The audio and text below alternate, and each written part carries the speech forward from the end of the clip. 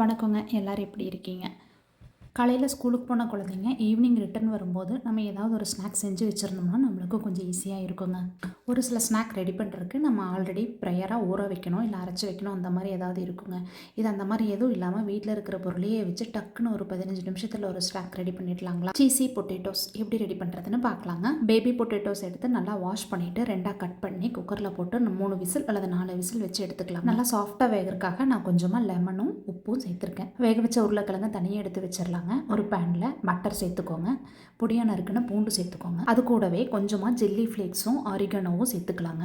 அது கூட காய்ச்சி ஆற வச்ச பால் 1/2 டம்ளர் சேர்த்துக்கோங்க. அது நல்லா கொதிச்சதும் கொஞ்சமாக மைதா மாவை கரைச்சி உள்ளே சேர்த்து நல்லா கட்டி வராமல் கலருங்க. ஒரு திக்கான கன்சிஸ்டன்சி வந்ததும் அது கூட நம்ம வேக வச்சிருக்கிற உருளைக்கிழங்கு, chilli flakes, oregano, pepper, salt, cheese இதெல்லாம் சேர்த்து ஒரு 5 நிமிஷம் மூடி போட்டு வச்சுட்டு இறக்கி சாப்பிட்டு பாருங்கள் எப்படி இருக்குன்னு சொல்லுங்கள். தேவைப்பட்டால் மிளகாத்தூள் சேர்த்துக்கோங்க.